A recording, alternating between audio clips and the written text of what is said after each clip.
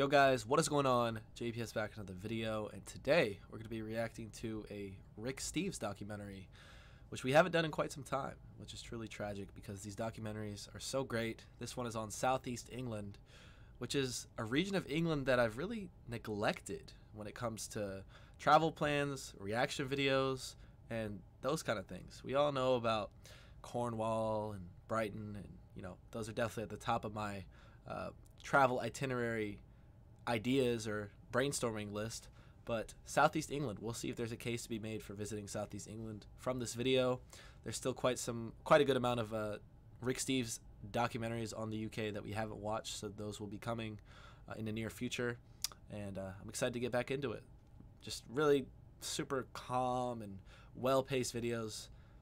You can't really, I don't have anything bad to say about the way Rick Steves does it. So hit the like button, guys. Hit subscribe. Consider joining the Patreon. First link in description. We're currently in the process of changing shows, so there's a lot of new things coming.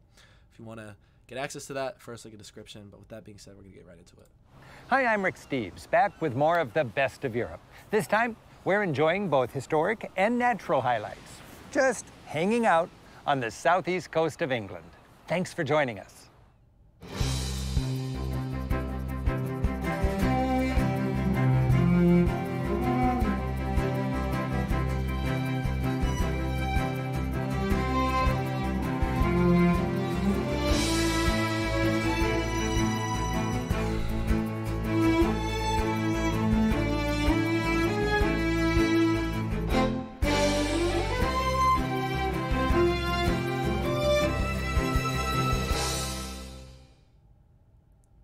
Traveling across the south of England, we'll ponder the military underpinnings of a maritime society that hasn't been invaded in 1,000 years. At the same time, we'll have some fun with the Brits at play and connect with their great outdoors. We'll admire Henry II's formidable castle, prowl through Britain's most historic warship, see where the Archbishop of Canterbury works, glide on a dreamy stream, holiday on a Victorian pier, marvel at a royal seaside pleasure palace, and hike an unforgettable bluff. Wow. Great Britain is dominated by England, and we'll explore its southeast coast. Starting in Dover, we'll visit Canterbury, the site of the Battle of Hastings, Beachy Head, Brighton, and Portsmouth. The White Cliffs of Dover overlook the English Channel.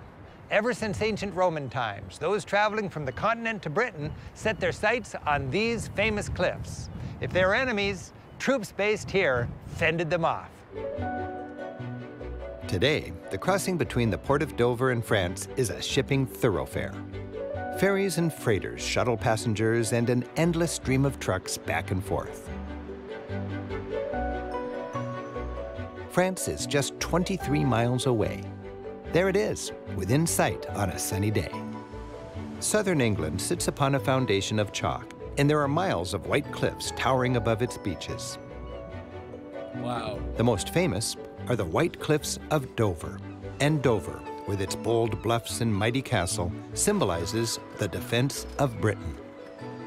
Sitting atop those cliffs is the impressive Dover Castle. This site was England's primary I think we're visiting Dover. defensive stronghold from ancient Roman until modern times. For many centuries, English troops were garrisoned within these walls, protecting the coast from any European menace. This Roman lighthouse is a reminder that 2,000 years ago, the Romans landed here and established their colony of Britannia. Crazy, man. The Roman fleet was based here in Dover Harbor. To guide their boats safely home, they burned wet wood by day for maximum smoke and dry wood by night for maximum light. Long considered the key to England by potential invaders, Dover Castle provides a quick review of England's defensive military history. Upon an earthen mound, originally part of an Iron Age fortress, is a many-layered complex with remnants from each age. In the 12th century, the Norman king Henry II had this fortress built, making Dover's castle the most secure in his realm. With his troops at the ready and walls 20 feet thick, King Henry slept soundly on the top floor. Much later, around 1800, with the threat of Napoleon, Dover's fortifications were beefed up again. With the advent of artillery, the English dug defensive tunnels deep into the chalk. With the outbreak of World War II, more bomb-proof tunnels were dug. Today, visitors enjoy a fascinating tour. As if frozen in time, the rooms give an intimate look at how the British foiled the attempted Nazi invasion. They used an elaborate communication center to coordinate critical decisions with what was, at the time, state-of-the-art equipment. One command center coordinated the defense against German ships. As an island nation, control of the seas around Great Britain for the free movement of both naval and merchant vessels was critical. Another command center defended against the German Air Force. Attacking Nazi aircraft were charted on screens, and Battle of Britain defenses were plotted. From these tunnels, Winston Churchill and Allied commanders defended a battle zone nicknamed Hellfire Corner. The underground hospital's operating room is a reminder that this strategic bluff was under constant fire. Emerging from the tunnels, visitors gaze toward France. Thankfully, more than 70 years after the war, this bluff oversees not bullets and bombs, but trade and tourism. Wow. While Dover was of great military importance, a half-hour drive away is Canterbury, long one of England's most important religious centers. For centuries, Canterbury welcomed crowds of pilgrims to its grand cathedral. While these days you'll see more. That looks like the cathedral in York that we saw, York Minster. It just grandiose. Is that a word? Something. It's just like, was that really necessary? Like, they're so big. It's ridiculous. More tourists than Beautiful, pilgrims. though. Beautiful. The town is rich in history and architectural splendor. With thousands of university students and a thriving pedestrian zone, Canterbury has a lively and youthful energy. The town center is enclosed by old city walls and cut in two by its main drag. Patches of modern architecture are a reminder that much of Canterbury was bombed in World War II. For a leisurely, water-level view of Canterbury, take a calm cruise on the Stour River. Students, propelling their punts by the traditional single pole, offer an easygoing commentary. So this is the Stour. The Great Stour River. The great part's important because there's about 6 river Stours in Britain. This is the great one? This is the great one. The Anglo-Saxons weren't very imaginative when they named things. Well, and their other rivers were pretty small. Yeah. The water's pretty clear. It's crystal clear. It's because it's a chalk river. So obviously, Kent is very famous for having chalky soil with the White Cliffs of Dover. Yeah. And chalk rivers, the chalk filters the water. So you get this clear water. On Butchery Lane, the surviving medieval buildings jut out with each floor. That was to maximize usable land as the population crowded within the town's protective walls. A square called Butter Market, originally the Dairy Market, still functions as the center of the old town. The buildings here were originally designed to house and feed the pilgrims, whose money essentially built this city. For generations, those pilgrims passed through this fancy gate to reach their destination, Canterbury Cathedral. For centuries an important Roman Catholic church, the cathedral had a tumultuous path to eventually become the headquarters of the Church of England, known outside of England as the Anglican or Episcopalian Church.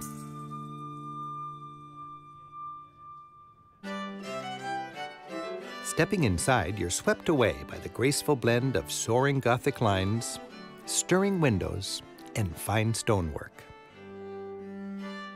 The bell tower soars about 200 feet high. Gaze way up at the delicate fan vaulting at the highest point. The finely carved 15th century choir screen is decorated with statues of 6 English kings. This wall, or screen, separated the church into 2 distinct zones. One side was for the public. This is what I'm talking about, bro. Like, there's no need for the ceiling to be that high. Oh my God. This is ridiculous. All these minsters. Westminster Abbey. Then, York Minster. stepping through, as if entering another world, you entered the private space of monks, where each day they'd gather to worship. The cathedral grew in importance and wealth after an infamous murder back in the 12th century put it on the pilgrimage trail. I can tell. In an attempt to gain power over the church, King Henry II appointed his friend, Thomas Becket, to be the new archbishop. But Becket unexpectedly took his position and his religion seriously, very seriously. And Henry was stuck with a strong church leader blocking his power. As tensions rose, King Henry complained bitterly about Becket. Finally, his knights took action, hacking the archbishop to death as he was worshiping on this spot. What? The murder shocked the medieval world. Soon word spread that miracles were occurring here. The Pope made Becket a saint, and masses of pilgrims came. With the steady stream of pilgrims, the church grew bigger and more important.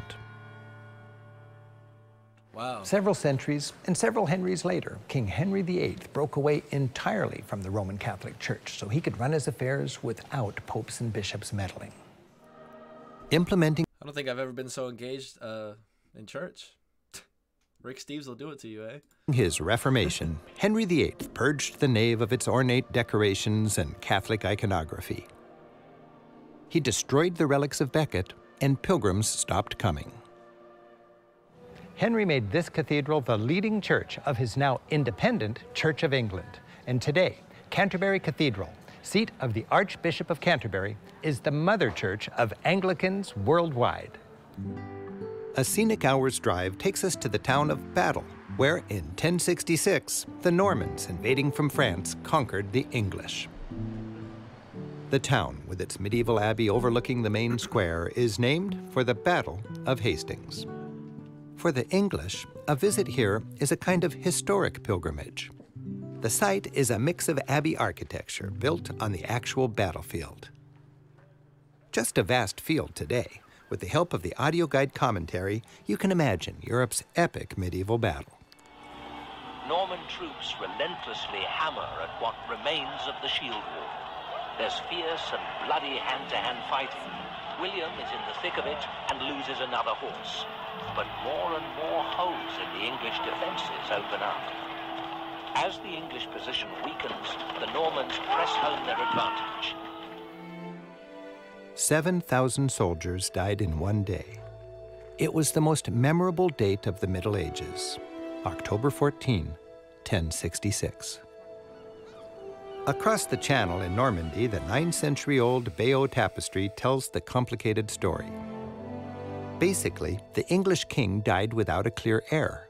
An Anglo-Saxon noble named Harold and a French-born Duke of Normandy named William both claimed the throne. William and the Normans crossed the channel. They fought furiously on the fields of Hastings. Harold was killed, according to legend, by an arrow in the eye, and William became William the Conqueror. So something I wanted to note, oh, we're about to get into Brighton. Here we go. Something I wanted to note about the general sphere of British history and its importance and why that makes Britain such like an interesting place to me. Like it just makes it so great, in my opinion. Like, that's what makes Britain great for me. Again, Britain's not that great. I mean, great in the sense that I am interested in it, because it's kind of lame. But no, seriously though, like the length of history, there's not too many places where you could say, oh, a Roman lighthouse was built on the top of that hill. Like, oh, the battle in 1066. It's like, what? Just how old? Just the amount of history that is packed into such a small island. It's mind-boggling. It really is mind-boggling, and it piques your interest. And I'm honestly, guys, I know sometimes I come across as a history buff, or maybe no. I've really never have liked history. History has been my least favorite subject in school since the beginning of time. But something about this just, I don't know what it is. It's really interesting. A lot of it is also how it's presented. When you're reading through evidence and blah blah blah in school, it's like it gets kind of monotonous. But this is really engaging to me because I love the video format of things. So you know, maybe I am a bit interested in history sometimes. The Battle of Hastings was a big deal. From here, the Norman invaders swept into London, where William was crowned King of England and built the Tower of London to defend his realm. The Norman conquest of England established a strong, centralized government and propelled what had been an isolated island of Britain into the European mainstream. Today, nearly 1,000 years later, this successful invasion is seen as a good thing by the people of England. But enough war history. Let's hit the beach. The touristy Brighton is South England's Coney Island. Britain's royalty helped establish Brighton as a resort back around 1800, when Napoleon's wars shut down vacation travel on the continent. King George IV chose Brighton to build a vacation palace for himself, and royal followers began a frenzy of construction along the nearby seashore. Soon, this once sleepy seaside village was transformed into an elegant resort town. In 1840, the train connected London with Brighton. Suddenly, these beaches were accessible to the working-class masses, and Brighton has been London by the sea ever since. Guys, I don't know about that. The rocks and stuff. Like this beach in the United States, this is a beach I would never go to. Like, this is an awful beach, just in terms of like swimming, but you guys don't have many beaches. It looks really touristy too. Like that right there. I want to know what's everyone's opinions on Brighton in the comments. I've heard a lot of things about Brighton. Two landmarks line the promenade. The latest eye-catcher is a futuristic observation tower. But the big draw remains its pleasure pier. Built in 1899 and jutting far into the water, it gave everyone a chance to enjoy the sea. Glittering and loaded with amusements, Brighton Pier is the place to go for a fix of junk food, including some candy floss, that's cotton candy, and... Oh. This looks identical to some places I've been in the United States. Come on, guys. Come on. Yeah, this is one of those touristy seaside. Okay. The boardwalk. Yep. I know what's going on here. To survive dizzying rides. If you can ignore the garish arcade games, you might be able to imagine yourself as a Victorian Londoner out on holiday.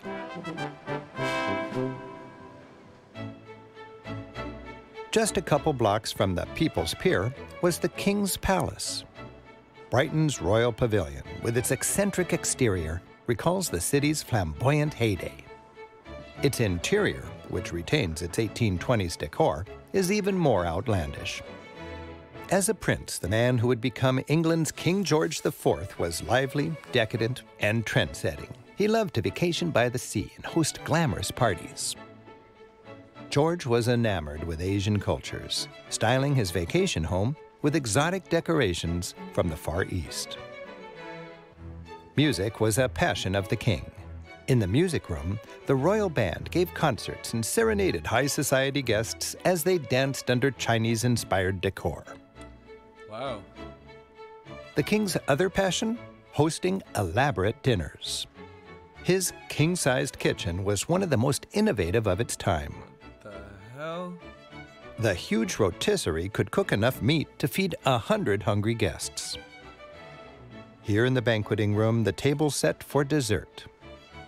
Imagine England's pre-Victorian elite munching cream cakes and sipping liqueurs under the extravagant, dragon-powered chandelier. That man was a partier, bro. Why wouldn't you be if you're the king, right? You can imagine, King George was an extravagant spender, and he left piles of debt. Shortly after his death, his niece, Victoria, took the throne. Queen Victoria wanted more privacy and less decadence, so she sold the pavilion to the city of Brighton, which owns it to this day. After visiting a resort town, England's natural beauty provides a delightful contrast. These chalk cliffs are often mistaken for Dovers, but they're the white cliffs of Beachy Head. Same chalk, same coastline, but further west. Beachy Head is carpeted by a vast grassy field, wild yet smooth as a putting green, reaching up to a dramatic drop-off. With the open sea beyond and white chalk cliffs plummeting 500 feet into the surf, this scene thrills hikers. Whoa, back up, From here, A long, undulating series of cliffs stretches for miles. Long ago, these were dubbed the Seven Sisters by groggy sailors at sea who gazed lustily through the mist from their ships and imagined a can-can of 7 maidens lifting their lacy petticoats. Well, this chalk may... I don't know what all that means, but it ain't sounding too good. This right here, though, this is more my style. Like, I would love to visit this beach right here. What was it called? Beachy Head? Beachy Head and Dover. Those two so far. Brighton I could kind of skip out on, just based off what I've seen. You guys can let me know if the video didn't really do it justice, but, you know, it's just like, you know, I want to see something with a bit, you know. may have looked like lace from a distance in the fog, in a drunken stupor. It's actually the shelly sediment of the seabed, solidified over 100 million years and then raised high by the slow-motion collision of continents. Amazing. The handy hamlet of Burling Gap has an inviting visitor center. Its stairway provides the only convenient access to the beach. Early birds get the sandy spots among the pebbles, and the tide pools are a hit with the kids. Beachy Head is just one stretch of the South Downs Way, one of many beloved public walks that crisscross Britain. The English love to ramble and enjoy historic points along the way. Around here, as this mysterious horse illustrates, art has been carved into the underlying chalk of the hillsides for generations. Towering figures like the Long Man of Wilmington go back many centuries. The countryside feels made to order for easy walks. A delightful stop is the hamlet of East Dean, which still gathers around its medieval green. When hiking in England, it seems you're never far from a friendly pub. Hey. By the way, we're here in August. I like England in peak season. Long days, best weather, and there are enough people out for things to be lively, but never really a crowd problem. I'm gonna be there in the summer too, bro. What's this called? The Tiger Inn? All right, we're there. We're there. Sir, can I get 20 loggers? No. A major city on England's south coast is the busy port of Portsmouth, long the home of the Royal Navy. For centuries, Britain, a maritime superpower, relied on the fleets based here to maintain and expand its vast empire. As an obvious military target, Portsmouth was nearly flattened by World War II bombs, but has been rebuilt since 1945. Its cathedral survived only because the Nazis used it as a beacon to help guide their bombs. With post-war construction hasty and poorly planned, the city became infamous for its bad architecture. But an impressive gentrification is underway. As the Navy shrinks and tourism grows, Portsmouth is enjoying new life. Underneath a sail-like tower, its formerly gritty industrial waterfront has been transformed into a vital shopping and restaurant complex. I think that's the first time I've heard the word gentrification used in like a way that gives it a positive connotation, like ever. That's crazy. The once formidable ramparts are now a park-like promenade lined with historic points of interest, mostly ignored by those simply enjoying a refreshing stroll. With the notoriously blustery weather, local kids gather at the base of the wall. Nicknamed the Hot Walls, it's out of the wind and retains warmth from the unreliable English sun. At the tip of the ramparts, formerly salty old pubs now serve not sailors, but a trendy crowd. Their conversation is punctuated by the passage of massive ships and ferries artfully powering through the narrow mouth of the harbor. Damn, that would be fun. Back when Britannia ruled the waves, it did so with its mighty navy, based here in Portsmouth's historic dockyard. This sprawling museum highlights England's storied maritime heritage, both very old and relatively new, like this gunboat from World War I that saw action at the Battle of Gallipoli. In a modern building just steps away is the oldest ship in the collection, the Mary Rose, or what's left of her.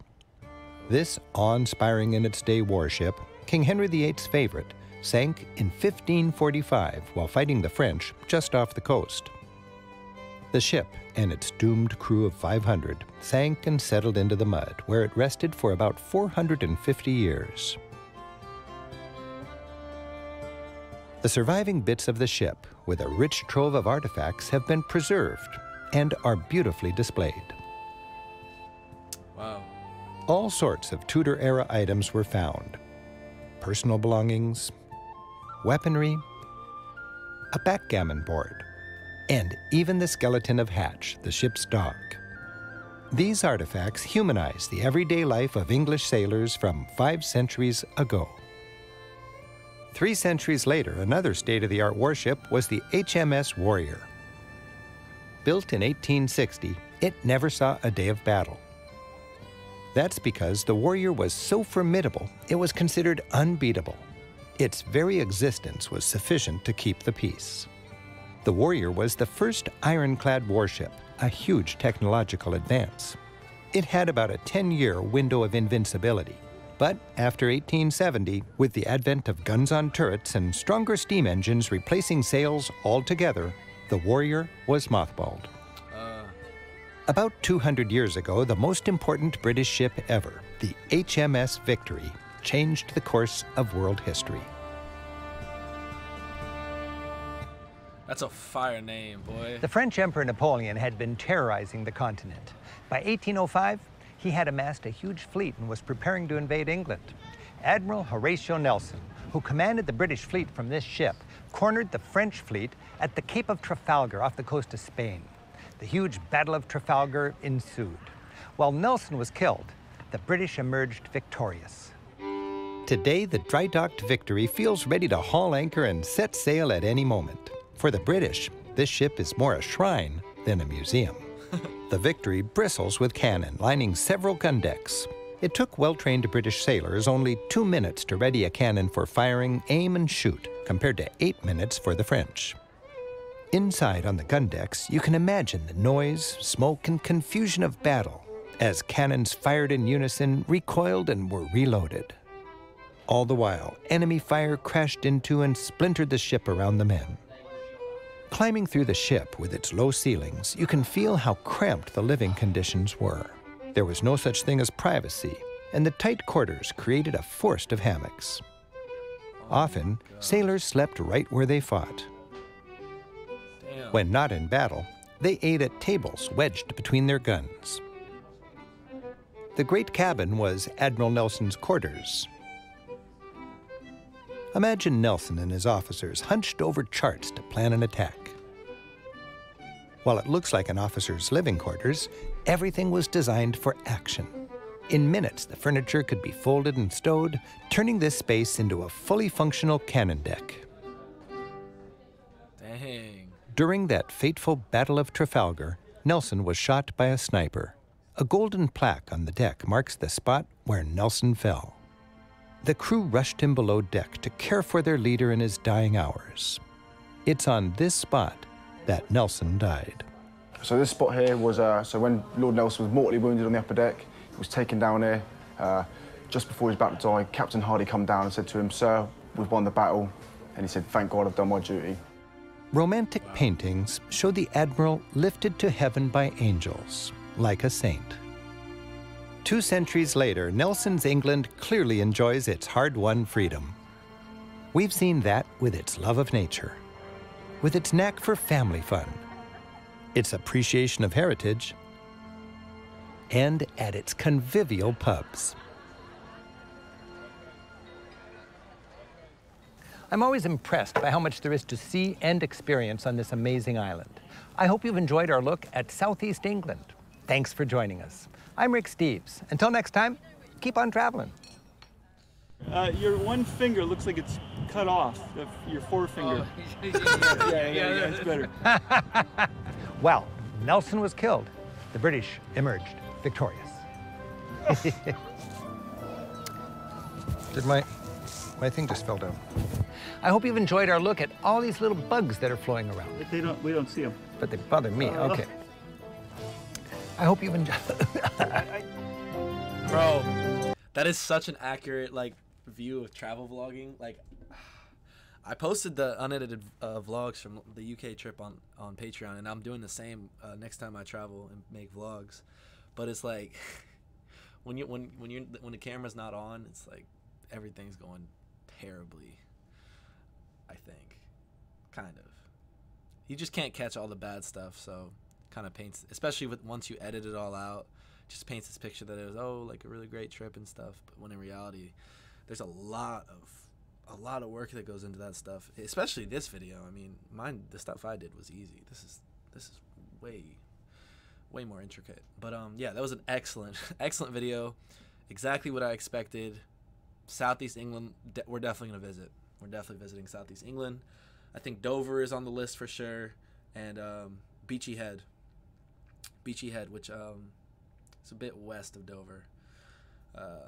So that will be convenient. I'm gonna have to look at the rail maps for that.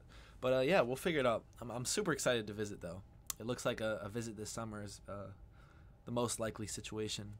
So hopefully for a bit longer, and we will figure out the details of that. Of course, I'll keep you guys updated. There will be tons of videos regarding the trip, leading up to the trip, of the trip, and after the trip. Super excited for that. So yeah, that was a great video. Definitely need to check out the other Rick Steves videos on the UK, and we're gonna be going everywhere this time. So yeah, hopefully you guys enjoyed it. Hit the like button, hit subscribe, and I'll catch you all in the next one.